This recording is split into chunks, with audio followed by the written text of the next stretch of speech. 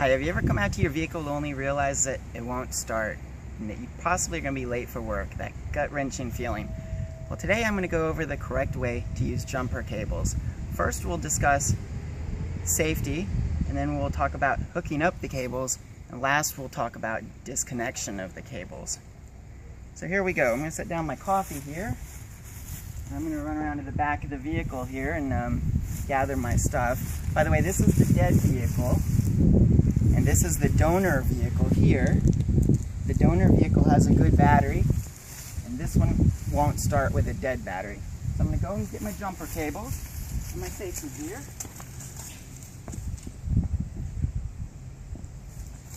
Alright. I want to note something before we start here. You notice the vehicles aren't touching each other. It's very important the vehicles aren't touching each other before you start this procedure. So I'm going to put on some safety equipment here. I'm wearing glasses, so I'm not worried about that, but if you don't have glasses, you might want to wear some eye protection. I'll put this on here so I don't get my work clothes dirty.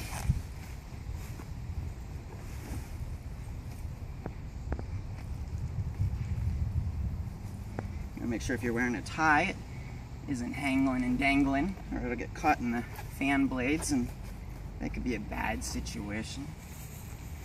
So here's all of our supplies. We got some jumper cables here. You want to make sure that these are in good working order. There's no cuts in the lines.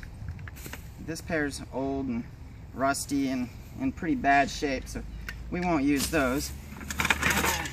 Good pair here. Have nice thick cables and good connections. First we're going to lay them out to make sure that they're long enough to reach from one battery to the other.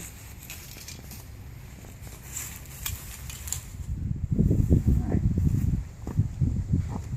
With both the engines off, you'll open the hoods.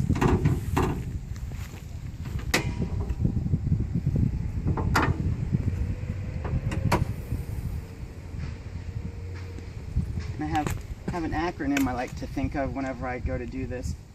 Red on dead. And what that means is you'll have a red and a black here. The red is the positive, black is the negative.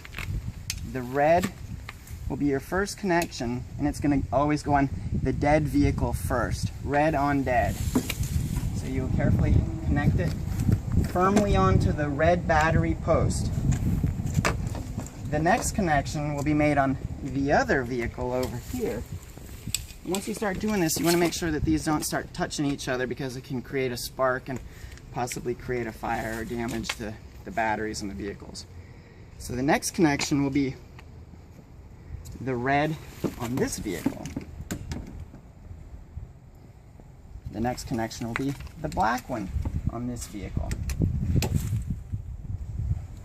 The very last connection will always be the black on the dead vehicle, and we won't hook it to the black post on this vehicle. What we're going to do, we're going to hook it to the frame, something metal, whether it be a motor mount or something like that. But today we're going to hook it to the frame here, a piece of metal.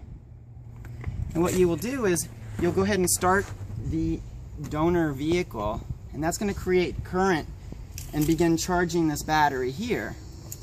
If this vehicle was to have a weak alternator and this be a very big motor, it's going to take a lot of current to start this. So you want to give it some time, maybe 2 to 5 minutes to begin charging this battery. At this point, the vehicle is actually ready to attempt starting. Once the vehicle starts, you'll go ahead and disconnect the cables. And to safely disconnect the cables, it's the exact reverse procedure as installing the cables. So first you're going to disconnect the black on the dead vehicle,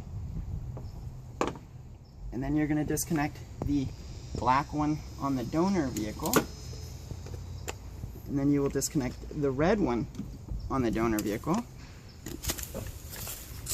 and the very last one again will be the acronym red on dead. So it's the last one made.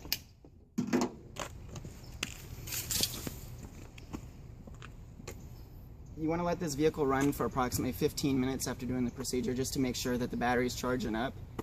if you drive it for a short distance and turn it off, it may not start again, so you might need another jump start. That is how you would correctly jump start a vehicle. All this information can be found on How Stuff Works, jumpstartvehicle.com. Thank you.